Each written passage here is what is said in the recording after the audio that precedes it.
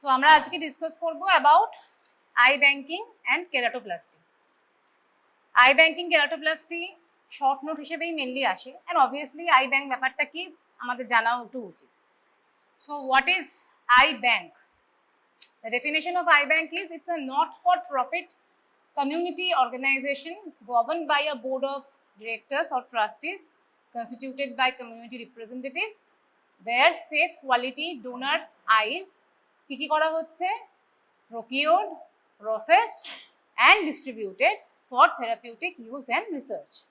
তাহলে ইম্পর্টেন্ট কথাটা কি, আই ব্যাংক হচ্ছে নট ফর প্রফিট অর্গানাইজেশন, যেখানে অনেকে রয়েছে, বোর্ড অফ ডিরেক্টরস ট্রাস্টিজ রয়েছে, অ্যান্ড যেখানে সেফ কোয়ালিটি ডোনার আইসগুলো আমরা প্রকিওর করছি, প্রসেস করছি অ্যান্ড দেন ডিস্ট্রিবিউট করছি for therapeutic use and research. Now আমাদের এই যে আই আমরা বলছি মানে আই ব্যাংক, তো আমাদের কি ট্রান্সপ্লান্ট হয় অ্যাকচুয়ালি? কর্নিয়া ট্রান্সপ্লান্ট হয়। সো এই আমাদের এই কনসেপ্টটা মাস্ট বি ক্লিয়ার। যদি আজকে কারো রেটিনার কোনো ডিজিজ হয় তাহলে কিন্তু আই ট্রান্সপ্লান্ট মানে কর্নিয়া ট্রান্সপ্লান্ট করে লাভ নেই। তো ট্রান্সপ্লান্ট খালি আই এর কর্নিয়া স্ট্রাকচারটাই হয়, আর কিছু হয় না, ঠিক আছে? সো এবারে প্রশ্ন আসছে যে ওয়াই দ্য কর্নিয়ার ট্রান্সপ্লান্টেশন, কর্নিয়ার ট্রান্সপ্লান্ট অন্যান্য ট্রান্সপ্লান্টের থেকে কি আলাদা? আর শরীরে কি কি অর্গানের ট্রান্সপ্লান্ট হয় আমরা জানি, লিভার হয়, কিডনি হয়, আর হার্টও হয়, লাংসও হয়, এগুলো হয়। সো এটা থেকে কর্নিয়া ট্রান্সপ্লান্টটা আলাদাটা কি সেটা আমাদেরকে একটু জানতে হবে। কি আলাদা?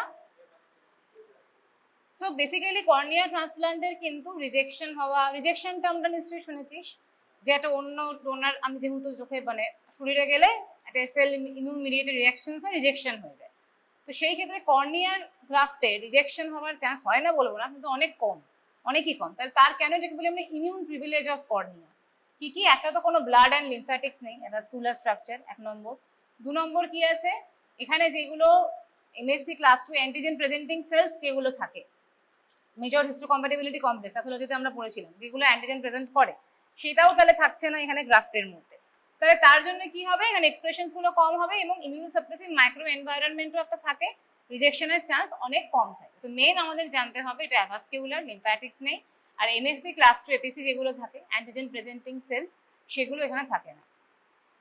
আচ্ছা, এবারে আমাদের প্রশ্ন হলো what are the causes of corneal blindness. তাহলে কর্নিয়াল ট্রান্সপ্লান্ট করছি, তাহলে একমাত্র সেটা কর্নিয়াল ব্লাইন্ডনেসেই আমাদের হেল্প হবে, কাজ করবে। তাহলে কী কী কারণে কর্নিয়াল ব্লাইন্ডনেস হতে পারে? মেন কর্নিয়াল আলসারেশন, কর্নিয়াল ওপ্যাসিটি, আরও কিছু কিছু কারণ হয়, যে কোনো রকমের ট্রমা হতে পারে, আফটার ক্যাটারাক্ট সার্জারি হতে পারে, অনেক সময় বুলাস কেরাটোপ্যাথি হয়ে যায়, সুডোপেকিক বুলাস কেরাটোপ্যাথি হয়ে যায়, আর যে কোনো রকমের কোনো ইনফেকশনস হলো বা অপথ্যালমিয়া, নিউট্রিশনাল কারণ, তাহলে এগুলো কিছু কারণ। ট্র্যাকোমাটা এখন আর হয় না, আগে হতো, এখন আর ট্র্যাকোমা খুব একটা হয় না, ঠিক আছে? নাও এই আই ব্যাংকিং ব্যাপারটা বুঝবার আগে আমাদেরকে এই যে একটা জানতে হবে যে এটা একটা 3 টায়ার স্ট্রাকচার আই ব্যাংক, ঠিক আছে? তাহলে একদম ওপরে কে রয়েছে, একদম অ্যাপেক্সে কে রয়েছে, লেখা আছে আই ব্যাংক ট্রেনিং সেন্টার, তারপরে আই ব্যাংকস রয়েছে, তারপরে রয়েছে আই ডোনেশন সেন্টার। তো কি হয়, প্রথমে কি আছে আই ব্যাংক ট্রেনিং সেন্টার। তাহলে এই নামটা শুনেই আমরা কি বুঝতে পারছি, ট্রেনিং হচ্ছে, এখানে স্কিলস আপগ্রেড হচ্ছে, সব রকমের রিসার্চ ওয়ার্ক হচ্ছে, প্লাস অবভিয়াসলি আই ব্যাংকের যা যা কাজ সেগুলো তো হবে। সো ট্রেনিংটা হচ্ছে একদম অ্যাপেক্স লেভেলে, হাইয়েস্ট লেভেলে রয়েছে, যেখানে আই ব্যাংকের কাজের সাথে সাথে ট্রেনিং হয়, আপগ্রেডিং অফ স্কিলস হয়, অ্যান্ড ফার্দার রিসার্চের কাজ হয়। এরপরে আসে হচ্ছে আই ব্যাংক, তারপরে আসে eye donation centre. So eye donation সেন্টারটা হচ্ছে একদম বেসে আছে, মানে ওটা হচ্ছে বেসিক। সেখানে কি হয়, প্রত্যেকটা আই ডোনেশন সেন্টার এক একটা আই ব্যাংকের সাথে অ্যাফিলিয়েশন থাকবে, ঠিক আছে? কি হয়, যখনই কোনো রকম কারোর বাড়িতে কেউ মারা গেল, কেউ আই ডোনেট করতে চাইছে বা কিছু, তারা যোগাযোগ করে with this eye donation centres. তারা এবারে কি করবে, যে পাবলিক অ্যান্ড প্রফেশনাল একটা অ্যাওয়ারনেস ক্রিয়েট করে, they coordinate with donor families, and then তারা হারভেস্ট করে corneal tissues and collect blood যাতে দরকার, অ্যান্ড সেফ ট্রান্সপোর্টেশন। আই ডোনেশনে কিন্তু সেন্টারগুলোতে খালি এইটুকুই কাজ হবে, এবারে ওরা আই ব্যাংকে পাঠাবে।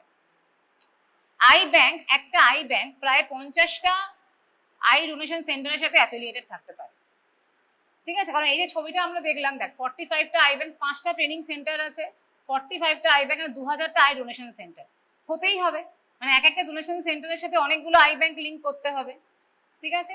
তো ফার্স্ট আই ডোনেশন সেন্টারে কি করা হলো, পাবলিক প্রফেশনাল অ্যাওয়ারনেস করা হলো, ওরা হারভেস্ট করলো এন্ড দেন ওরা আই ব্যাংকে ট্রান্সপোর্টেশন করলো। এই যে আই ব্যাংকস গুলো, এটা ইম্পর্টেন্ট হচ্ছে round the clock public response, 24 hours, ঠিক আছে। অলওয়েজ এরা কি করছে, টেলিফোনিক মানে কন্ট্যাক্টে হচ্ছে বা পাবলিক অ্যাওয়ারনেস প্রোগ্রাম এরাও করছে। এবং ইম্পর্টেন্ট হচ্ছে একটা এই হসপিটাল কর্নিয়া রিট্রিভাল প্রোগ্রাম। প্রত্যেকটা আই ব্যাংক যে কোনো হসপিটালের সাথে যখন ওরা কোনো মানে ডিজিজ ফ্যামিলি হচ্ছে, ডিজিজ ফ্যামিলিতে তখন ওরা কোঅর্ডিনেট করে আগেন তারা হারভেস্ট করে, ব্যাপারটা বাকিটা একই, হারভেস্ট করে, প্রসেস করে, ডিস্ট্রিবিউট করে টিস্যুগুলো এবং সেফ ট্রান্সপোর্টেশন। ডিস্ট্রিবিউট করার আগে তোমাকে সেফ ট্রান্সপোর্টেশন করতে হবে, সেটা হচ্ছে ইম্পর্টেন্ট। ধর আজকে মেডিকেল কলেজ কলকাতা আর আইও, সেটা হচ্ছে তাহলে ট্রেনিং সেন্টার একদম, ঠিক আছে। এবার তাহলে তার সাথে এবার অনেকগুলো ছোট ছোট এরকম আই ব্যাংকস রয়েছে, আই ব্যাংকের সাথে তাহলে আরো অনেকগুলো আই ডোনেশন সেন্টার থাকবে। তাহলে এই কনসেপ্টটা একটা ট্রায়াড হিসেবে কাজ করছে, এটুকু খেয়াল রাখতে হবে। ট্রেনিংয়ে আরো ট্রেনিং করা হয় রিসার্চের পারপাসে, আই ব্যাংক হচ্ছে সংখ্যাটা আরো অনেক বেশি, আই মানে কম, আই ডোনেশন সেন্টারটা সংখ্যাটা বেশি। কাজ হচ্ছে কি, যে পরিবারে যারা মারা ডেথ হওয়ার পরে একজন গ্রিফ কাউন্সিলর থাকে, গ্রিফ কাউন্সিলর বলে ওদেরকে, তাদের কাউন্সিলিং করা হবে, যদি তারা আই ডোনেশনের জন্য অ্যাওয়ারনেস ক্রিয়েট করা হবে, দেন সেফ হারভেস্ট করা হবে, টিস্যুটাকে হারভেস্ট করে আমরা কালেক্ট করে প্রসেস করে ট্রান্সপোর্টেশন করে ইউজ করতে পারবো। এবারে নেক্সট তাহলে হাউ ইট ওয়ার্কস, এটা হচ্ছে বেসিস, ঠিক আছে। তাহলে একটা রিকভারি রিট্রিভাল, কর্নিয়ার processing and then lastly distribution. এটাই যেটা বলছিলাম, deceased family eye bank phone করবে, গ্রিফ কাউন্সিলর মোটিভেট করবে, দেন রিট্রিভাল রিকভারি হবে। এবারে কিছু কন্ট্রা ইন্ডিকেশন আছে। ধর আজকে যে কেউ মানে সবাই আই ডোনেট করতে পারি, চাইতেই পারি, কিন্তু আমার কিছু কিছু কার আই আমি অ্যাকসেপ্ট করতে পারবো বা কার মানে অন্য কারোতে ইউজ করতে পারবো, সেটার কিছু কন্ট্রা ইন্ডিকেশন আছে। এইগুলো কিন্তু তোদেরকে জানতে হবে, এগুলো তোদেরকে ধরে। এর মধ্যে যে কোনো মাথায় রাখতে হবে যে ব্লাড মানে যেগুলো ব্লাড বডি ফ্লুইডস বা এগুলো দিয়ে মানে হতে পারে আর কি ট্রান্সমিটেড যে কোনো ডিজিজ লাইক HIV, হেপাটাইটিস, এগুলোতে আমরা কিন্তু সেই পেশেন্টের করবো না, মানে সেই চোখটা আমি অন্য কাউকে বসাবো না, কারণ বডি ফ্লুইড কন্টামিনেশন হতেই পারে, কর্নিয়া অ্যাভাসকিউলার, কিন্তু আমি কালেক্ট করতে যখন গেলাম তখন তোর ফ্লুইডে কন্টামিনেশন হতেই পারে না, তো সেই অবস্থায় আমি কিন্তু এগুলো করবো না। আর কি কি রয়েছে, আরেকটা ইম্পর্টেন্ট কজ হচ্ছে এটা ডেথ ফ্রম আননোন কজ, কেন মারা গেছে জানি না, এইটা কজ জানি না, সেগুলো আমরা জেনারেলি এগুলো সিস্টেমিক কন্ট্রা ইন্ডিকেশন আমরা অ্যাকসেপ্ট করি না। তাহলে মেন কারণ হচ্ছে AIDS, viral hepatitis, death from unknown cause, active septicaemia, leukaemia, যদি কোনো ম্যালিগনেন্সি কারোর থাকে সেই ক্ষেত্রে অ্যাকসেপ্ট করবো, সেই অন্য কাউকে ইউজ করতে পারবো না। আর অকুলার কি কি রয়েছে, আই ইন্ট্রিনসিক কিছু আই ডিজিজ, কোনো টিউমার, কোনো অ্যাক্টিভ ইনফেকশন ছিল, বা হয়তো ওই চোখে কোনো কনজেনিটাল ও ডিফেক্ট এমনিই ছিল, কারোর কেরাটোকোনাস ছিল, কোনো ওপাসিটি ছিল, সেগুলোকে আমরা অ্যাকসেপ্ট করতে পারবো না, ঠিক আছে। তাহলে প্রিলিমিনারি প্রিপারেশন আমাদের কি কি হবে, 1 নম্বর অবভিয়াসলি আমরা যেটা বললাম লিগ্যাল পারমিশন নিতেই হবে, ডোনার্স মেডিকেল রেকর্ড যেতে হবে যাতে ওর কেন মানে ডেথ হয়েছে, কি ব্যাপার, এগুলো জানবার জন্যে। দেন প্রপারলি আমাদেরকে স্টেরিলাইজ ওয়েতে জিনিসটা করতে হবে, প্রসেসটা করতে হবে, wash hands and aseptic dressing. Then এই পোস্টমর্টম ব্লাড আমাকে কালেক্ট করতে হবে। কেন কেন কালেক্ট করতে হবে, কারণ আমাকে তো এক্সক্লুড করতে হবে যে কোনো কন্ট্রা ইন্ডিকেশন আছে কিনা, ওর হেপাটাইটিসোলজি করতে হবে ওর, ঠিক আছে। এবারে আমরা আইবলটা কালেক্ট করব। এবার এই যে আমরা আইবল কালেক্ট করি, দুটো ভাবে কালেক্ট করা যায়। একটা হচ্ছে হোল গ্লোব, পুরো চোখটাই, ঠিক আছে, তাহলে সকেট ফাঁকা থাকবে। একটা হতে পারে whole globe collection which is collected by enucleation. Enucleation কি, আমাদের 4টে মাসল থাকে, superior rectus, lateral, medial, inferior rectus, আমরা বলি স্লিম বলি, মানে প্রথমে সুপিরিয়র, তারপর ল্যাটারাল, তারপর ইনফেরিয়র, লাস্টে মিডিয়ালটাকে আমরা হুক করে কাটি এন্ড দেন অপটিক নার্ভ কেটে দিই, দিয়ে পুরোটা বার করি এনিউক্লিয়েশন, ঠিক আছে। আরেকটা কি হয়, কর্নিওস্টেরাল বাটন, মানে হোল গ্লোব আমরা এক্সিশন করি না, আমরা কি করি একটা 2 মিলিমিটার মতন এরকম রিম রাখি স্ক্লেরার, কর্নিয়াটাকেও রাখি, যেখানে একটা ব্লেড দিয়ে দেয়, হালকা ইনসিশন দেবে, নিক দেবে, একটু ইনসিশনটা বাড়িয়ে দিয়ে কর্নিওস্টেরাল সিজারটা দিয়ে কাটবে, কেটে দেবে, এরকম ভাবে কেটে দিচ্ছে, শুধু কর্নিওস্টেরাল বাটনটা আমরা নিচ্ছি, রাইট। তাহলে এটা আমরা হারভেস্ট করলাম টিস্যুটাকে, ডোনার টিস্যুটাকে আমি হারভেস্ট করলাম। তাহলে এবার নেক্সট স্টেপ কি কি ছিল, সেরোলজিক্যাল টেস্টিং করতে হবে, যেগুলো বললাম, এইচআইভি, হেপাটাইটিস, সিফিলিস যারা থাকে সেগুলো। তো এবার আমাকে হোল গ্লোব বা বাটন যাই হোক, উই হ্যাভ টু এক্সামিন। আজকে কেউ বললো যে আমি আই ডোনেট করছি, তা তুই দেখলি কোনো কন্ট্রা ইন্ডিকেশন, তোকে আইটা কিন্তু নিতেই হবে, অ্যাকসেপ্ট করতেই হবে, তুই না বলতে পারবি না যে কারণেই হোক, ইউ কান্ট মানে ডিনাই যে আমি আপনার আই অ্যাকসেপ্ট করবো না। তুই অ্যাকসেপ্ট করবি কি না করবি সেটা ওর ব্লাড কালেকশন, মানে ওর ব্লাড টেস্ট হবে, ওর আইবল এক্সামিনেশন হবে, সেটা তারপরে মানে পেশেন্টের বাড়ির লোক কিন্তু জানতে পারবে না যে ওর আই ইউজ হয়েছে না হয়েছে, সেই ব্যাপারটা কিন্তু আমরা পেশেন্ট বাড়ির লোককে জানাতে বাধ্য নই, ঠিক আছে। আমরা আইবল কানেক্ট করব যদি পেশেন্ট ডোনেশন মানে করতে চায়, দিয়ে এবারে আমরা এই এক্সামিনেশনগুলো করব, ঠিক আছে। সো একটা হয় আমাদের হোল গ্লোব এক্সামিনেশন, যদি আমরা হোল গ্লোব কালেক্ট করি, আর একটা হতে পারে কর্নিওসেরাল বাটন যদি আমরা কালেক্ট করি। সো বাটনটা তো খোলা আমি রাখতে পারবো না হাওয়ায়, আমাদের কিছু মিডিয়ামে রাখতে হয়। তো জেনারেলি যে মিডিয়ামটা রাখি, এনকে মিডিয়াম বলি, ওটার পিঙ্ক কালার হয়। তো বলছে যদি ওই কালারটা দেখি যে ইয়েলো হয়ে গেছে, তাহলে বুঝতে হবে যে কোনো কন্টামিনেশন হয়েছে, তার জন্য ওটা অ্যাসিডিক পিএইচ চেঞ্জ হয়ে গেছে, তার জন্য হয়েছে। So we have to first of all check যে মিডিয়ামটায় আসছে সেই মিডিয়ামটা ঠিক আছে কি না, দেন আমাদের দেখতে হবে হোল গ্লোব এক্সামিনেশন।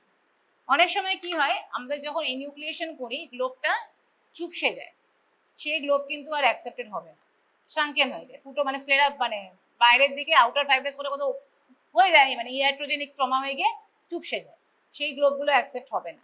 সো আমাদের হোল গ্লোব দেখতে হবে যে তার টোন, তার ইন্টিগ্রিটিটা কেমন রয়েছে। এবার যখন আমি কর্নিওসেরাল বাটন নেব, আমাকে তখন কিন্তু স্লিট ল্যাম্পে দেখতে হবে। কর্নিওসেরাল বাটনে আমি তো মিডিয়ামটা দেখলাম, মিডিয়ামের কালারটা কি আছে না আছে, দেন বাটনটাকে বার করতে হয়। বাটনটাকে বাদ দিয়ে আমরা বায়োমাইক্রোস্কোপিক মানে স্লিট ল্যাম্পে আমাকে এক্সামিন করতে হবে। কি কি দেখি আমরা, মেইন 3-4টে জিনিস আমরা দেখি। একটা হচ্ছে এপিথেলিয়াম, কর্নিয়ার লেয়ার কি কি আছে, epithelium, Bowman's, stroma, Descemet's, endothelium. Mainly এরা প্রিডেসমেন্টস একটা রয়েছে, তাই মানে মেনলি এই কটা লেয়ার রয়েছে, এই কটা লেয়ারই আমাকে ভালো করে অ্যাকচুয়ালি দেখতে হবে। স্লিট ল্যাম্পের উদ্দেশ্য সেই জন্যই, স্লিট ওই জন্যই করি যাতে আমরা লেয়ারের কোন লেয়ারে কি আছে সেটা বুঝতে পারি, ঠিক আছে। তো ফার্স্ট অফ অল আমাদের এপিথেলিয়ামে দেখতে হবে যে তার কোনো লেশন যদি থাকে, কোনো হেজ, তার লোকেশন, ডেপথ, এগুলো আমরা বুঝবো। কোনো অ্যাব্রেশন, ফরেন বডি কিছু আছে কিনা, কোনো মাইক্রোসিস্টিক চেঞ্জ আছে কিনা, কোনো ড্রাই এরিয়া আছে কিনা।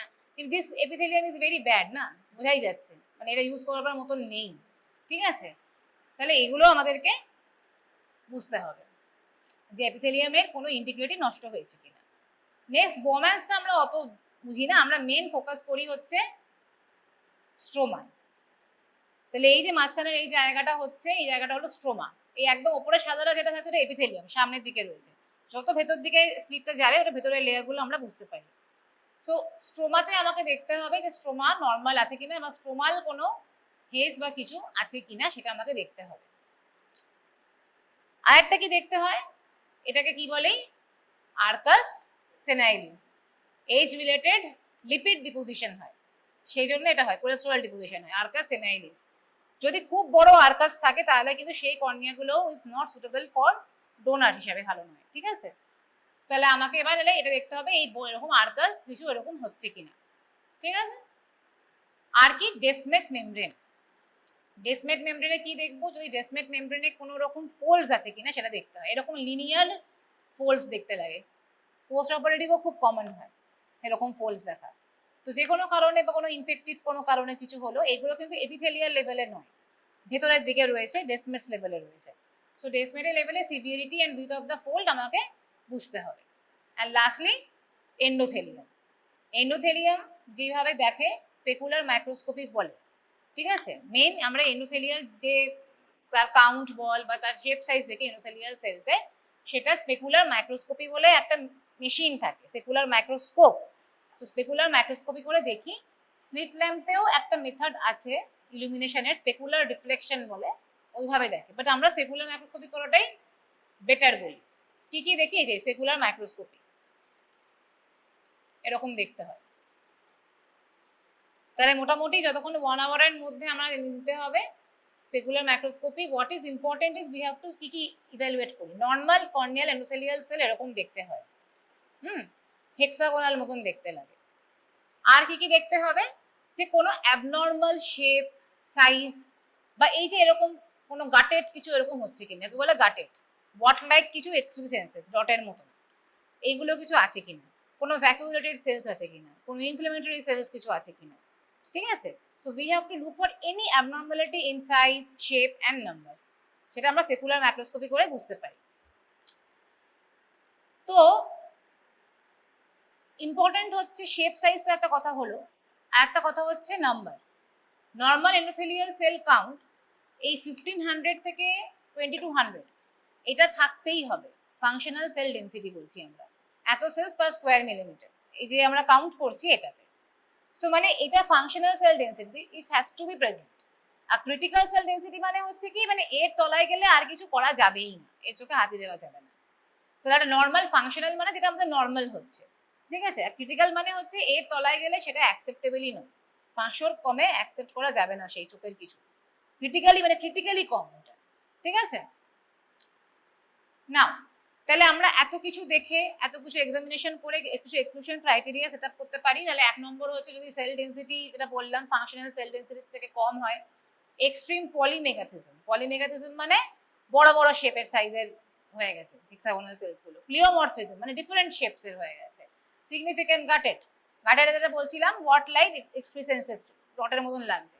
নন হেক্সাগোনাল সেলস, ইনফ্লামেটরি সেলস, এগুলো যা থাকবে সেইগুলো কিন্তু আমরা অ্যাকসেপ্ট করতে পারবো না অ্যাজ ডোনার টিস্যু। অ্যান্ড ওইগুলোরই বেসিসে আমরা এই একটা গ্রেডিং করতে পারি। এই গ্রেডিং তোদের লাগবে না, এটা যে জেনে রাখার জন্য যে এপিথেল, ওই পয়েন্টগুলো যে এপিথেলিয়াল, স্ট্রোমা, আর্কাস, এন্ডোথেলিয়াম আর ডেসমেন্ট এইগুলো কেমন আছে সেই হিসেবে এই গ্রেডিংটা হচ্ছে, ঠিক আছে। এবারে হচ্ছে তাহলে ফার্স্ট তাহলে আমরা এতক্ষণ ধরে কি করলাম, প্রসেস কি করে করছি। তাহলে আফটার কনসেন্ট নেওয়া, পেশেন্ট কাউন্সেলিং হয়েছে, কনসেন্ট নিয়েছি, আমরা ডোনার টিস্যু হারভেস্ট করতে হবে, ঠিক আছে। কিভাবে আমরা হারভেস্ট করতে পারি, আইদার হোল গ্লোব বাই ইনিউক্লিয়েশন, আর আরেকটা কি হতে পারে বললাম, কর্নিওস্ক্লেরাল বাটন। তো এবার যদি আমরা আজকে হোল গ্লোব, কর্নিওস্ক্লেরাল বাটন যাই আসুক, উই হ্যাভ টু এক্সামিন পেশেন্টের আগে যে মারা গেছেন তার ব্লাড নিতে হবে। ব্লাড নিয়ে তার কোনো এমনি সেরোলজিক্যাল কোনো কন্ট্রা ইন্ডিকেশন আছে কিনা সেটাকে এক্সক্লুড করতে হবে। এবারে ওর চোখটা দেখতে হবে যে ওর প্রি এক্সিস্টিং কিছু অকুলার ডিজিজ বা কিছু আছে কিনা। Mainly we have to look for all the layers of cornea. এটা কর্নিয়া ট্রান্সপ্লান্ট, কর্নিয়াই দেখবো, অন্য কিছু দেখে লাভ নেই। এপিথেলিয়াম, স্ট্রোমা, ডেসমেট, এন্ডোথেলিয়াম অ্যান্ড আর্কাস, এগুলো কতটা রয়েছে we have to look for, ঠিক আছে। অ্যান্ড দেন এবারে আমরা সেটাকে এক্সামিন করে নিয়েছি, আমরা গ্রেডিং করে নিয়েছি যেটা এক্সেলেন্ট নাকি ভালো।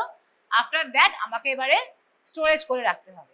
আমি আজকে চোখ পেয়েছি, আজকেই আমার তো পেশেন্ট নাও থাকতে পারে, আমাকে তো আই ব্যাংক মানে দেখি উই আর স্টোরিং।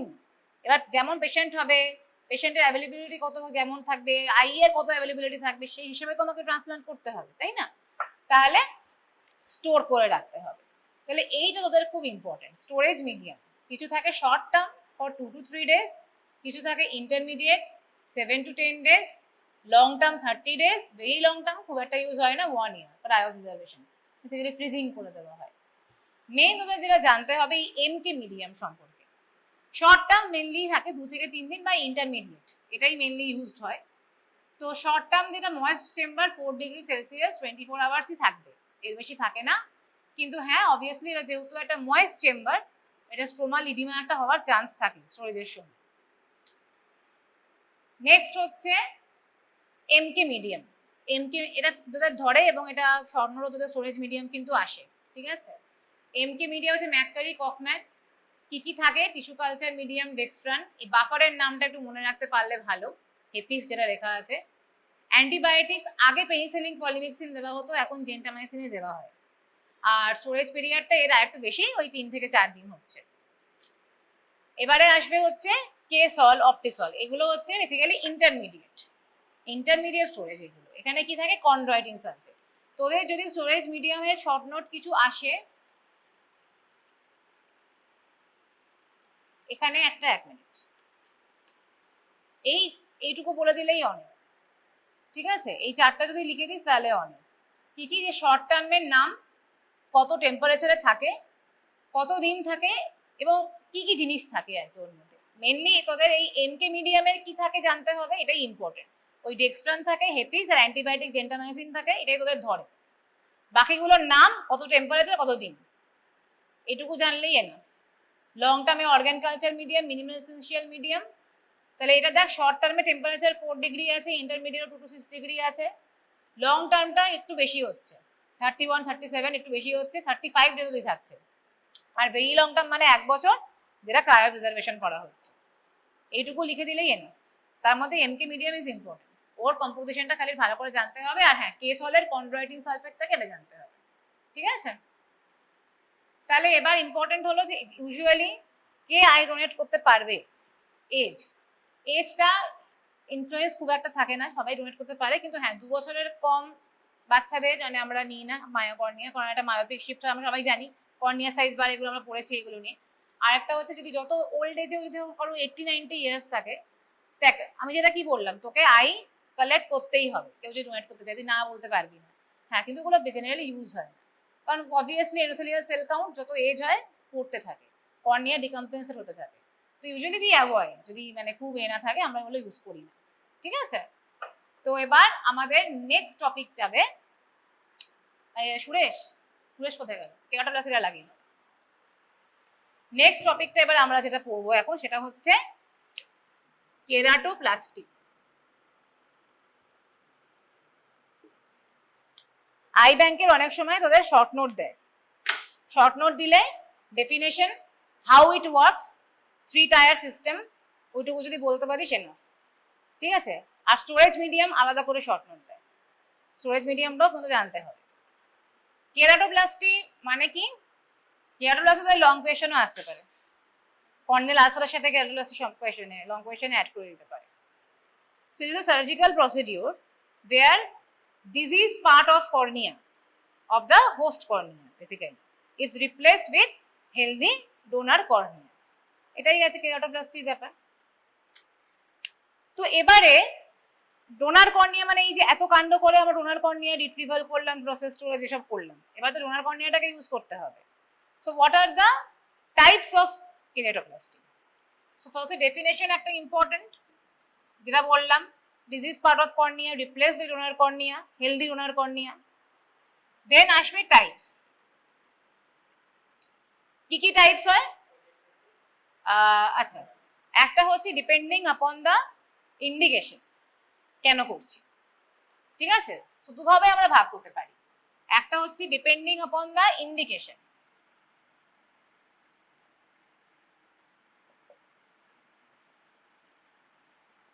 ফার্স্টেই আসবে কে? অপটিক্যাল। অপটিক্যাল মানে as the name suggest to improve vision. কারুর ধর আছে কেরাটোকোনাস হয়েছে বা অন্য কোনো কিছু হয়েছে, যেটা ওর ভিশন ইমপ্রুভ করবার জন্য আমি চাইছি যে ওর কর্নিয়াটাকে রিপ্লেস করতে, সেটা গেল হচ্ছে অপটিক্যাল। আর একটা কি হয়? থেরাপিউটিক। থেরাপিউটিক মানে কি? Treatment purpose. সো পেশেন্টকে বলতেই হবে, ধরো একটা কর্নিয়াল আলসার, বাজে রকম আলসার হয়ে গেছে, মানে পুরো ভেতরে নেক্রোসিস হয়ে গেছে, কিছু নেই আর চোখটা। সো এবার কি হচ্ছে, এইসব আলসার পেশেন্টদের যেটা হয় প্রবলেম, যে ড্রাগসগুলোও ঠিক করে অ্যাক্ট করতে পারে না এট টাইম, ঠিক আছে? তখন আমরা কি করি, ওর যে ডিসিজ কর্নিয়া ডিফেক্টিভ পার্টগুলোকে আমরা সরিয়ে দিই, মানে নষ্ট করে জাস্ট ফর থেরাপিউটিক পারপাস আমরা কর্নিয়া ট্রান্সপ্লান্ট করি। পেশেন্টকে সেই ক্ষেত্রে এক্সপ্লেন করে দিতে হয় যেটা ভিশনের জন্য হচ্ছে না, জাস্ট ওর পেন রিলিফ হবে, কারণ ওর তো কন্টিনিউয়াস পেন হয়ে যাচ্ছে না, বারবার কত ওষুধ লাগাবে, কোনো কাজ করছে না, তখন সেই ক্ষেত্রে ধর রিফ্র্যাক্টরি এসব কেস কর্নিয়াল আলসার হয়ে গেছে, তখন আমরা করি থেরাপিউটিক। আর কি হয়? টেকটনিক। টেকটনিক মানে একটা ইন্টিগ্রিটি বাড়ানোর জন্য করছি, স্ট্রাকচারাল একটা সাপোর্ট দেওয়ার জন্য করছি। ধর আজকে ডেসমেটোসিল মানে জানিস? ডেসমেটোসিল জানিস না কেন? কর্নিয়াল লেকচার হয়ে গেছে তো। হ্যাঁ, আলসারের সময় হয়, আমরা মনে আছে ডেসমেট মেমব্রেনটা টাফেস্ট থাকে, বাল্জ করে যায়, তো সেই মুহূর্তে আমরা কি করি, জাস্ট ওটা থিনিং হয়ে যায় জায়গাটা বাল্জ করে যাচ্ছে বলে, সাপোর্ট দেওয়ার জন্য অনেক সময় যে যদি কেরাটোপ্লাস্টি করা হয়, দ্যাট ইজ টেকটনিক। ওইটা কিন্তু কোনো ভিশনের জন্যও নয়, থেরাপিউটিকও নয়, সাপোর্টে যখন তখন পেটে পারফোরেট করে যেতে পারে, সেই জন্য ওটা করে রাখা হচ্ছে, ঠিক আছে? আর আরেকটা হয় হচ্ছে কসমেটিক। তাহলে এটা গেল হচ্ছে ডিপেন্ডিং আপন দ্য ইন্ডিকেশনস। এমনি কি কি ইন্ডিকেশনস আমরা জানি কেরাটোপ্লাস্টি হওয়ার? আলসারটা থেরাপিউটিক বলবি, আলসার সবসময় বলবি না, যদি কেরাটোপ্লাস্টি প্রথমেই বলে আমরা অপটিক্যালটাই জিজ্ঞাসা করি। যদি এখন তোকে আলাদা করে বলে থেরাপিউটিকের কি কারণ, তখন আলসার বলতে পারিস, প্রথমেই আলসার বলবি না, কারণ তোকে যখন কেউ কেরাটোপ্লাস্টি পিকেপি বলছে অপটিক্যালটাই ধরে নিবি তোকে জিজ্ঞাসা করতে চাইছে, ঠিক আছে? তো যে কোনো ধরনের কর্নিয়াল যদি এখন ওপাসিটি হয় তাতে হবে। পিবিকে লিখলাম, পিবিকে মানে কি? সিউডোফেকিক বুলাস কেরাটোপ্যাথি। আর একটা কি হয়? এবিকে লিখলাম, এবিকে কি? এটা যদি সিউডোফেকিক হয় তাহলে এটা কি? অ্যাফেকিক বুলাস কেরাটোপ্যাথি, ঠিক আছে? তাহলে মেইনলি আরো আছে অনেক, ফিউক্স এন্ডোথেলিয়াল ডিস্ট্রফি, অনেক অনেক কারণ আছে, ঠিক আছে? তো মোটমাট তোদের জানতে হবে যে এই opacity, পিবিকে, what ever maybe the reason, keratoconus একটা কারণ আছে, যে কোনো ধরনের এগুলোতে আমরা করি। এটা গেল ডিপেন্ডিং আপন ইন্ডিকেশন টাইপস। আর একটা কি টাইপস যেটা ও বলছিল, কতটা আমরা ইনভলভ করছি অফ থিকনেস অফ কর্নিয়া। তাহলে একটা হতে পারে, এটাকে আরেকটাও ভাগ আছে তোদের মানে পুরানায় আছে, একটা হচ্ছে অটোগ্রাফট বলি, একটা হচ্ছে অ্যালোগ্রাফট। যদিও এই অটোগ্রাফট অ্যালোগ্রাফট করা হয় না, এটা তোদের বইতে আছে বলে বললাম। অটোগ্রাফট বলছে এক দু ধরনের হয়, একটা হয় রোটেশনাল। রোটেশনাল মানে হচ্ছে আজকে ধর এখানে এই জায়গাটাতে একটা ওপাসিটি হয়েছিল, ঠিক আছে, মানে পিউপেলটাকে অবস্কিউর করে, বলছে যে এই জায়গাটাকে সরিয়ে দিয়ে এটা পেরিফেরালি এটা এমন জায়গায় নিয়ে যাচ্ছে যেটাকে, মানে এটা কিন্তু থিওরিটিক্যাল, বলিস না, আছে বলে বলছি।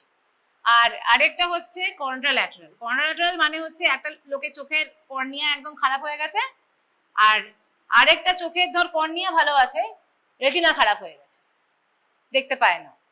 এবার যদি রেটিনা খারাপ হয়ে যায় তাহলে ওর তো কর্নিয়া পরিষ্কার হয়েও কোনো লাভ নেই, তো বলছে ইন্টারচেঞ্জ করে দেয়, মানে যে চোখ রেটিনা খারাপ ওটাই বাজে কর্নিয়াটা লাগিয়ে দেবে। আর যেটা কিন্তু এগুলো হয় না অ্যাকচুয়ালি, ঠিক আছে, মানে বইতে আছে বলে বললাম। মেইন ইম্পর্টেন্ট হচ্ছে আমাদের অ্যালোগ্রাফট। অ্যালোগ্রাফটের এবারে হচ্ছে ডিপেন্ডিং আপন দা কতটা লেয়ার আমি ইনভলভ করছি। ফার্স্টে হচ্ছে পেনিট্রেটিং কেরাটোপ্লাস্টি। তোদের কিন্তু ভাইভা বল, লং কোয়েশ্চেন বল, কেরাটোপ্লাস্টি কিন্তু আসে কোয়েশ্চেন, এবারে আসার চান্স বেশি আছে, এবারে আসেনি, তোদের আসার চান্স বেশি আছে কেরাটোপ্লাস্টি কোয়েশ্চেন, ঠিক আছে? So penetrating keratoplasty. আরেকটা কি আছে? ল্যামেলার। সো পেনিট্রেটিং কেরাটোপ্লাস্টি মানে কি? যেখানে ফুল থিকনেস, পুরো কর্নিয়াটাই আমরা রিপ্লেস করে দিলাম, কোনো লেয়ার কিছু না, ফুল থিকনেস কর্নিয়া গেট রিপ্লেস। আর ল্যামেলার মানে কি? কোনো পার্টিকুলার লেয়ার। এবার এটার মধ্যেও আবার ভাগ হচ্ছে। সো ল্যামেলারটা যদি আমরা ভাগ করি,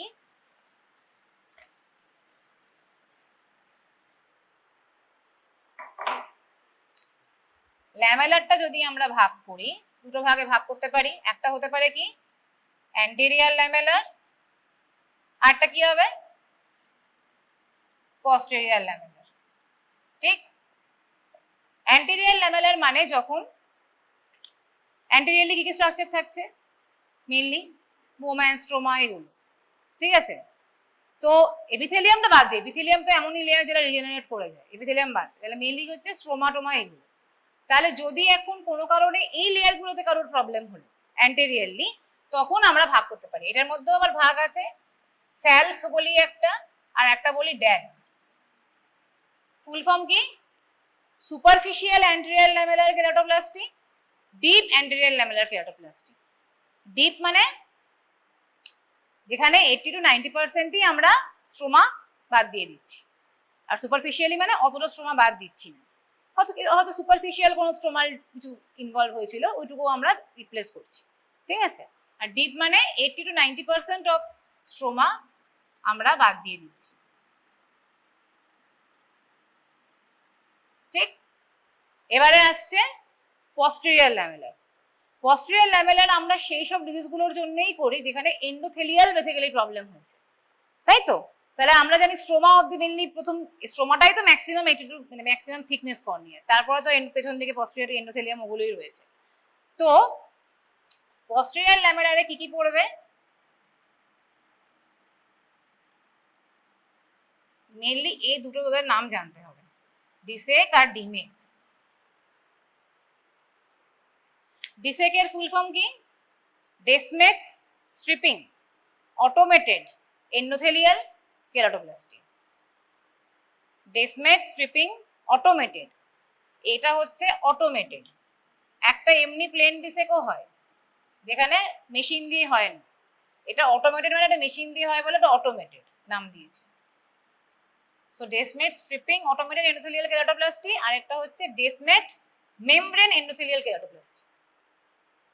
কি ডিফারেন্স এই দুটোর মেনলি জানতে হবে তোদের। মেনলি নামগুলোই ধরে, ওদের ডিটেলস কেরাটোপ্লাস্টি ধরে না, নামগুলো ইম্পর্টেন্ট আর ইন্ডিকেশনটা ইম্পর্টেন্ট, মানে এটা বুঝতে হবে। তাহলে পস্টেরিয়র ল্যামেলার যখন বললাম সেখানে এন্ডোথেলিয়ালটাই আমার তাহলে সরানোর উদ্দেশ্য ছিল, কিন্তু এই ডিসেকে যখন ডেসমেট স্ট্রিপিং করছি কিছুটা স্ট্রোমা এসে যায়, যেটা ডিমেকে অনেক কম আসে। ডিমেকে মেনলি এন্ডোথেলিয়ামটাই রিপ্লেসড হয়, স্ট্রোমা পার্ট খুব একটা আসে না, এটাই হচ্ছে তোর ডিফারেন্স। ডিমেকটার জন্য বেটার দেন ডিসেক, ঠিক আছে? তাহলে কেরাটোপ্লাস্টির টাইপস বলে ফেলো, কি কি টাইপ আছে কেরাটোপ্লাস্টির? অপটিক্যাল, থেরাপিউটিক, টেকটনিক, কসমেটিক, এটা ডিপেন্ডিং আপন দ্য ইন্ডিকেশন। আর থিকনেস কতটা হচ্ছে? পেনিট্রেটিং মানে যেখানে ফুল থিকনেস, আর একটা কি বললাম ল্যামেলার মানে বাই লেয়ার। বাই লেয়ার হলে স্ট্রোমা আছে মাঝখানে, তাহলে অ্যান্টেরিয়র ল্যামেলার আর পস্টেরিয়র ল্যামেলার। যদি স্ট্রোমার আজকে কিছু প্রবলেম হয় সামনের দিকে তাহলে অ্যান্টেরিয়র ল্যামেলার, সেটা হতে পারে সুপারফিশিয়াল অ্যান্টেরিয়র ল্যামেলার, সেলফ বা ডিপ অ্যান্টেরিয়র ল্যামেলার, যেখানে 80 to 90% রিমুভ করতে ইটস ডেল হয়ে গেল। তাহলে এবার স্ট্রোমার পেছন দিকে চলে আসি, এন্ডোথেলিয়াম, পস্টেরিয়র ল্যামেলার। এবার তার মধ্যে মেন কি পড়ছে? ডেসমেট স্ট্রিপিং অটোমেটেড এন্ডোথেলিয়াল কেরাটোপ্লাস্টি আর ডেসমেট মেমব্রেন এন্ডোথেলিয়াল কেরাটোপ্লাস্টি। কি ডিফারেন্স? এন্ডোথেলিয়ামকে মেনলি এখানে ডিজিজগুলোতে করছি আমরা, এন্ডোথেলাইটিস হয়েছিল বা ফিউক্স এন্ডোথেলিয়াল ডিস্ট্রফি হয়েছিল। এবারে সেখানে এই ডিসেকে কি হচ্ছে, কিছুটা স্ট্রোমা চলে আসছে, ডিমেকে কোনো স্ট্রোমার পার্ট আসছে না। So it is better posterior lamellar কেরাটোপ্লাস্টিটা in case of endothelial disease, ঠিক আছে? এবারে আমাকে জানতে হবে যে এটা করে কি করে, মানে প্রসিডিওরটা হয় কি করে, কেরাটোপ্লাস্টি করে কি করে। কেরাটোপ্লাস্টি করবার আগে আমরা তো মেন সব মানে প্রিপারেশন যেগুলো হয়েছিল, ইনভেস্টিগেশন করা, ডোনার, ওগুলো দেখে নিয়েছিলাম। এবারে আমাকে কি করতে হবে, পেশেন্টে আমরা আগে আইভি ম্যানিডল চালিয়ে দিই যে পেশেন্টের কেরাটোপ্লাস্টি হবে, ঠিক আছে? তো আমাকে আগে ডোনার আই প্রিপেয়ার করতে হয়। আইদার ডোনারটা আইটা কি ফর্মে আছে আমার কাছে, হোল গ্লোব বা কন্ডেন্সড বাটন, এই ফর্মে তো থাকবে। তাহলে এবার আমাকে কি করতে হবে, একটা টেফলন ব্লক থাকে, টেফলন ব্লকে আমাকে বসিয়ে, একটা ব্লকের মতন জিনিস, ওর উপরে চোখটাকে বসিয়ে ট্রেফাইন থাকে, আমাকে আগে বটনটা কাটতে হবে। মোটামুটি 7.5 to 8 মিলিমিটার, মানে আজকে ধর রেসিপিয়েন্টের কর্নিয়া যা হবে 7.5 to 8 মিলিমিটার যদি রেসিপিয়েন্টের হয়, তাহলে তার থেকে 0.25 মিলিমিটার বেশি আমরা ডোনারটা নেব, কারণ আমাকে তো এটা সেলাই করতে হবে না। সো 0.25 মিলিমিটার একটু বেশি রাখতে হবে ডোনার কর্নিয়াটা, ঠিক আছে? তাহলে আমি ডোনার কর্নিয়াটা রাখবো। এবার একদম ওপরে তো এপিথেলিয়াম থাকে, এইদিকে এন্ডোথেলিয়াম থাকছে, রাইট? এইভাবে আমরা রাখবো, মানে এন্ডোথেলিয়াল সাইড আপ করে, এন্ডোথেলিয়াল সাইড আপ করে ধর একটা ব্লক রয়েছে, গ্লোব না, আমরা কন্ডেন্সড বাটনটাকেই রাখি, বাটনটাকে রাখলাম এন্ডোথেলিয়াল সাইড আপ দিয়ে, এরকম একটা ট্রিফাইন থাকে গোল মতন, যেটা দিয়ে আমরা এরকম করে ঘুরিয়ে ঘুরিয়ে মার্ক করি, দেন ওটাকে কাটি কর্নিয়াটাকে সিজার দিয়ে, তারপরে আমরা আলাদা করে রাখবো। সবসময় খেয়াল রাখতে হবে আগে ডোনার কর্নিয়াটাকেই কাটবো, মানে এমন যেন না হয় যে রেসিপিয়েন্টের কর্নিয়া কেটে দিলাম তো ডোনার কর্নিয়াটা হারিয়ে গেল, তারপর গেল রেসিপিয়েন্ট কর্নিয়া ছাড়া ঘুরছে, এরকম হবে না যদিও, তাই হোক এরকম যেন না হয়। সো আগে ডোনার কর্নিয়াটাকে সাবধানে আমাকে প্রিপেয়ার করতে হবে, দেন রেসিপিয়েন্ট কর্নিয়া মানে যেটা হোস্টের যেটা যার ডিজিজ আছে সেই কর্নিয়াটাকে আমরা কেটে আগেন ওই কনভেনশনাল সিজার দিয়ে কাটবো, কেটে এবারে সুচার দিতে হবে। কি সুচার দিয়ে আমরা এখানে বসালাম, এই সুচারগুলো রেডিয়ালি এইভাবে আমরা দিই, 10-0 মোনোফিলামেন্ট নাইলন।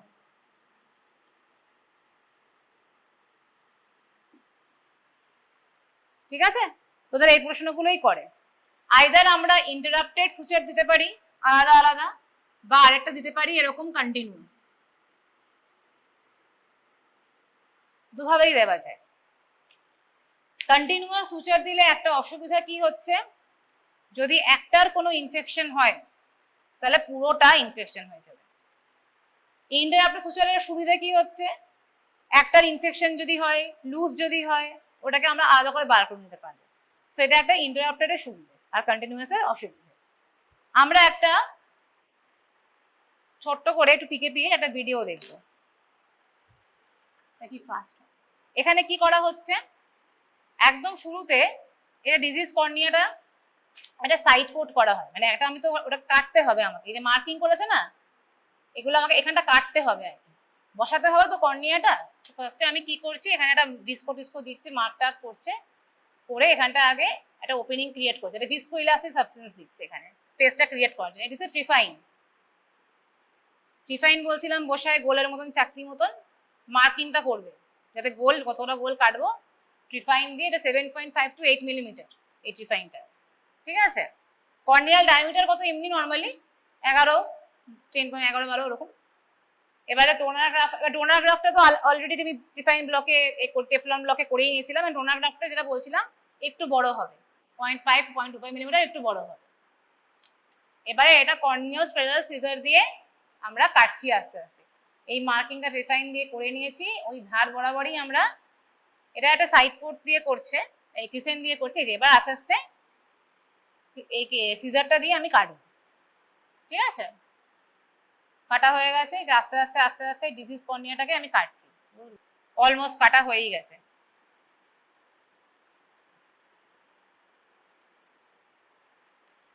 আচ্ছা, এখানে একটা কথা বলি, এই যে পেশেন্টটা দেখতে পাচ্ছিস যে লেন্সটাও ক্যাটারাক্টাস হয়ে গেছে, এটা তো এসি, তো এটা একটা বলে ট্রিপল প্রসিডিওর। ট্রিপল প্রসিডিওর মানে হচ্ছে যেখানে কেরাটোপ্লাস্টি করা হয়, ক্যাটারাক্ট এক্সট্রাকশন করা হয়, আর পিসিআর বসানো হয়, একসাথে একটা সিটিংয়ে 3টে করা হয়, ঠিক আছে। এখানে করা হচ্ছে না এটাকে। আর যদি আমরা কর্নিয়াটাকে কেটে ক্যাটারাক্ট করি, এটাকে বলে ওপেন স্কাই প্রসিডিওর, মানে কর্নিয়া নেই সেই অবস্থায় আমি ক্যাটারাক্ট করছি, ওপেন স্কাই বা ট্রিপল প্রসিডিওর, একসাথে 3টেই করে দেওয়া হলো, ঠিক আছে। সো কর্নিয়া কাটা হয়ে গেছে, এখানে ভালো করে এবারে ভালো করে ওয়াশ করে দিতে হবে, যা টিস্যু যা বিস্কো যা দিয়েছিলাম সেগুলো ভালো করে ওয়াশ করে দিলাম। ও এটা ক্যাটারাক্ট এক্সট্রাকশন করলো, বুঝলি, এটা করে দিয়েছে এক্সট্রাকশন, লেন্স বসিয়ে দিয়েছে, ট্রিপল প্রসিডিওরই করছে। এই যে এবারে ডোনার কর্নিয়াটা আস্তে আস্তে আমাকে প্লেস করতে হবে। এই যে ডোনার কর্নিয়া, বুঝতে পারছিস যে ডোনার কর্নিয়াটা, এটা বোঝা যাচ্ছে তো ডোনার কর্নিয়া? হ্যাঁ, ডোনার কর্নিয়াটা ম্যাকফারসন দিয়ে ধরছি এই ডান হাতে, আর বাঁ হাতে ওই ম্যাম সেন্ট মার্টিন থাকছে। ভালো করে ভিসকো দিয়ে ডোনার কর্নিয়াটাকে প্লেস করে দিলাম। এই ডোনার কর্নিয়াটা ভালো করে প্লেস করা হলো। এরপরে কি করা হবে, আর কি কাজ, সুচার দিতে হবে। এই যে 10-0 ব্যারাকার নিডল হোল্ডার থাকে একটা, ওটা দিয়ে এই 10-0 ফার্স্ট এই যে 4টে পয়েন্ট দেখছিস না, এই 1 2 3 4, এই 4টে পয়েন্টকে বলি আমরা 4 কার্ডিনাল সুচার। আগে এই 4টে কার্ডিনাল সুচার দিয়ে আমরা বেঁধে নিই, পরে ওটাকে আবার খুলে দিতে পারি, কিন্তু আগে তো ধরে রাখতে হবে, না তো নড়বে চলবে না। তাহলে এই 4টে কার্ডিনাল সুচার আমরা আগে দিয়ে দিলাম।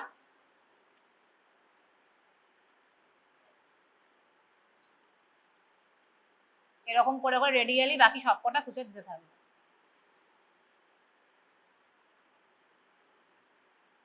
ব্যাস হয়ে গেল না, 1 ঘন্টার ব্যাপার, ঠিক আছে। অ্যান্টিবায়োটিক সব যা দেওয়ার সেগুলো আমরা দিচ্ছি, ঠিক আছে, বোঝা গেছে মোটামুটি। এবারে একটা জিনিস হচ্ছে, কেরাটোপ্লাস্টি তো হলো, এবার কি কি কমপ্লিকেশন, এটা আমি পড়াটা এখানে দরকার নেই, এমনি জাস্ট জেনে রাখ, তোদের ডিটেলস অত লাগে না। কেরাটোপ্লাস্টি কি কি কমপ্লিকেশন হতে পারে, তোর কি মনে হলো এই ওটিটা দেখে কি কি কমপ্লিকেশন হতে পারে? ইনফেকশন একটা হতে পারে। তাহলে আমরা আগে ভাগ করি, যে কোনো ক্যাটারাক্টের সময় ভাগ করেছি intraoperative, early post operative, late post operative ভাগ করি। তো ইন্ট্রাঅপারেটিভ কি কি হতে পারে মনে হয়, এই যেটা এত তো দেখলি করতে করতে কি কি হতে পারে বল? ওটিটা দেখালাম কেন, যাতে তোরা বলতে পারিস, সেই জন্য তো দেখালাম। ইন্ট্রাঅপারেটিভ কি মনে হয় কি হতে পারে গন্ডগোল করতে করতে কি প্রবলেম হতে পারে? হ্যাঁ বল, ব্লিডিং। হ্যাঁ ব্লিডিং হতে পারে। ব্লিডিং কেন হবে? ব্লিডিং দুভাবে হতে পারে, ঠিকই বলছে। একটা হতে পারে যদি আমি আইরিশে কোনো ড্যামেজ করে দিই, কর্নিয়া তো নেই, ডিরেক্টলি আইরিশে ড্যামেজ করেছে, সেখান থেকে ব্লিডিং হতে পারে। আর একটা হতে পারে খুব ডেঞ্জারাস কমপ্লিকেশন, যেটা ক্যাটারাক্টে খুব কমই হয়, সেটা হচ্ছে কোরোয়েডাল হ্যামারেজ, সুপ্রা কোরোয়েডাল হ্যামারেজ বলি আমরা, হয় আইওপি বেড়ে যাওয়ার জন্য। ঠিক আছে, এই জন্য আমরা পেশেন্টদের পিকেপি হওয়ার আগে ম্যানিডল চালু, এটা আইওপি কম থাকে। তো একটা সুপ্রা কোরোয়েডাল হ্যামারেজ খুব ড্রেডেড কমপ্লিকেশন। আর কি হতে পারে, এই যে তুই গ্রাফটা বসাচ্ছিস ডোনারের, সেটা ঠিকঠাক বসলো না, উল্টো পাল্টা বসে গেল, ছোট বড় হয়ে গেল, হতে পারে গ্রাফট ডিসলজ হয়ে গেল, গ্রাফ সরে গেল, সেন্ট্রেশন ঠিক করে হলো না, ডিসেন্ট্রেশন হয়ে গেল, এই প্রবলেমগুলো হতে পারে। ঠিক আছে, এবার আর্লি পোস্ট অপারেটিভ কি হবে, তখন ইনফেকশন হবে। ইন্ট্রাভাইরাল তো ইনফেকশন হবে না, আর্লি পোস্ট অপারেটিভ তুই দেখলি ইনফেকশন হতে পারে। আর কি হতে পারে, দুটো জিনিস খালি তোদেরকে জানতে হবে, অনেক সময় জিজ্ঞাসা করতে পারে। আর্লির মধ্যে ইনফেকশন বাদেও হতে পারে কি সেকেন্ডারি গ্লকোমা হতে পারে, ইউভিআইটিস হতে পারে, রিঅ্যাকশন হচ্ছে না, এত প্রসিডিওর হচ্ছে। দুটো জিনিস জানতে হয়, একটা হচ্ছে হোয়াট ইজ গ্রাফট রিজেকশন, আর একটা হচ্ছে হোয়াট ইজ গ্রাফট ফেলিওর। এই দুটো জিনিস জানতে হয়। গ্রাফট রিজেকশনটা না মানে উইদিন 2 উইকস থেকে মেনি ইয়ার্স পরেও হতে পারে। গ্রাফট রিজেকশনটা কি হবে, কি মনে রাখবো, রিজেকশন যখনই কোনো গ্রাফট রিজেক্ট হবে কি হবে, আমি দেখবো যে প্রথমে কর্নিয়াটা মোটামুটি ক্লিয়ার ছিল, হঠাৎ করে ওপেক হয়ে গেছে, হঠাৎ করে হেজি হয়ে গেছে। So loss of corneal transparency, তার সাথে পেন থাকবে, ইরিমা সাইন্স অফ ইনফ্লামেশন থাকবে, এগুলো থাকবে। গ্রাফট রিজেকশনে হতে পারে হচ্ছে generally within 2 weeks two many years after the ওটি। এটা মনে রাখতে হবে। আর ফর এটা রিভার্সেবল। রিভার্সেবল মানে এর ট্রিটমেন্ট কি করব আমরা, স্টেরয়েডস দিতে হবে। এই যে পিকেপি হচ্ছে এমনি নর্মাল ক্ষেত্রেও আমরা অ্যান্টিবায়োটিক তো দেবই পোস্ট অপারেটিভ। মেন ইম্পর্টেন্ট যে কোনো ট্রান্সপ্লান্ট মানে হোক, তো যদি এখন লাং কিডনি যাই করবি, পোস্ট অপারেটিভ ইমিউনোসাপ্রেসিভ স্টেরয়েডস এগুলো দিতে হয়, হবেই। পেশেন্টকে প্রায় অনেক দিন আজীবন, বাকিদের ক্ষেত্রে তো আজীবনই খেতে হয়, জানিসই, যাদের ট্রান্সপ্লান্ট রেসিপিয়েন্টস হয় তাদের মানে হয় লাগে। কেন দিতে হয়, যাতে রিজেকশন না হয় সেই জন্য।